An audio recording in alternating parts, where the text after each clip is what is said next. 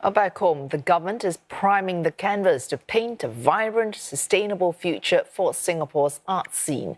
A new master plan for the next 5 years aims to build a mature, creative industry where artists can upskill and secure jobs. It's also setting its sights beyond the sector with plans to infuse art into everyday life. We are working all in the art space, but think of this plan as how do we move and engage the rest of society and economy and our community in this arts plan. Infusing the arts into the many other aspects of society, expanding the influence of the arts and promoting its impact on the lives of Singaporeans.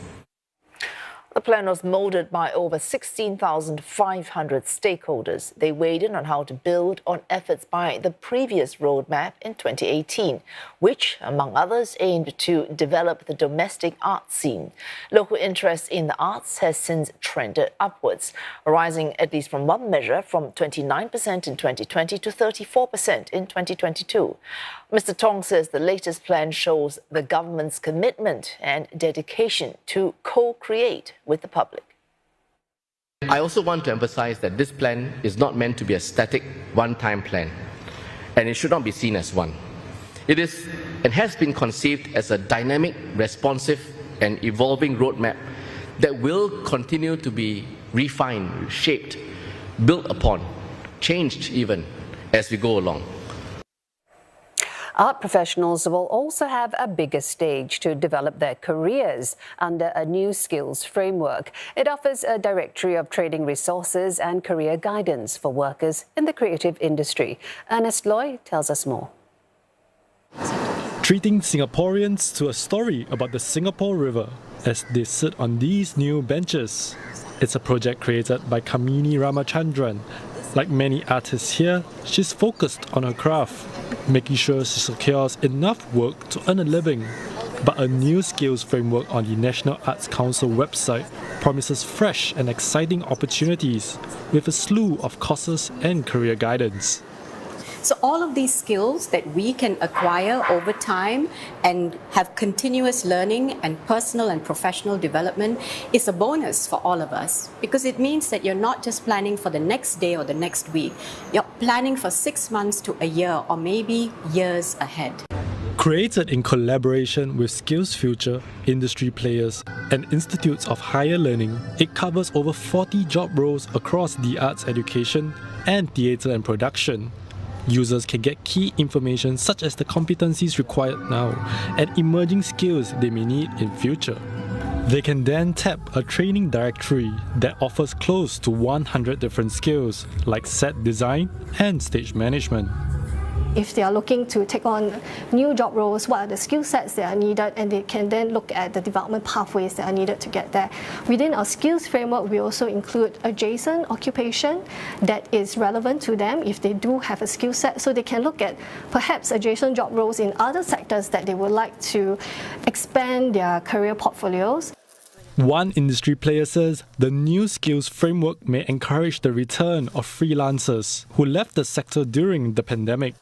The new framework actually provides something a little bit more holistic than we ever had before. The most important part is it has taken into account freelancers or self-employed persons, which has been left out in previous attempts, and they are integral in our industry. They form the bulk of our workers, both in shows as well as in venues like the Esplanade. The framework is now live on NAC's website. The new master plan will also make it easier for people to access the arts, whether at home or at cultural venues. Plans include a web portal to help smaller artists promote their events and an expanded fund to enliven neighbourhoods. Sherry Locke tells us more. Where others noticed a rundown staircase, Upper Thomson resident Joanne Tay saw an opportunity to liven up her neighbourhood. So she called in an artist, gathered her neighbours, and used their imagination. I invited my neighbors to my place, have something very casual, and it was super interesting because from there they were actually all talking about what it was like, what life was like 60 years ago when they first moved here. And of course we discussed and how can we incorporate some of the elements here. Like these old houses that used to line Yulian Park, even the wild roosters and monkeys that roam the area. All here for posterity with the help of the Lively Places program, which sponsors such projects. The fund doesn't just have to be used on murals and other ways to physically transform spaces. It can also support programs like arts and craft workshops and dance performances, as long as they bring the community together. The Housing and Development Board and the Urban Redevelopment Authority are now teaming up with the National Arts Council to expand the program. NAC will inject an additional $5,000 on top of the existing $20,000 given to each project. Rising costs have made it more challenging for some of our applicants to implement their project within the $20,000 funding cap. Hence, collaboration like this partnership will give our communities more resources to realize their project and achieve a greater impact. Since its launch in 2016, the program has supported over 220 community projects across HDB towns. The team behind it hopes to fund another 60 over the next 3 years with NAC's help. But its master plan isn't just about bringing the arts into the neighborhoods. It's also showing people where to find it. Aptly named, the Catch portal allows patrons to browse and book cultural events in Singapore. It was developed with the help of other arts organizations, including the Esplanade. At the back end, we are powered by these ticketing platforms who work closely with us.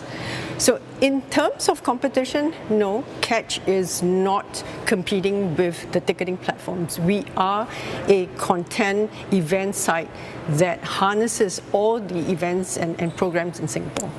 It will also give smaller arts groups an accessible platform to promote their initiatives for free. And to provide them with even greater exposure, NAC will partner MediaCorp to build up cross-industry connections.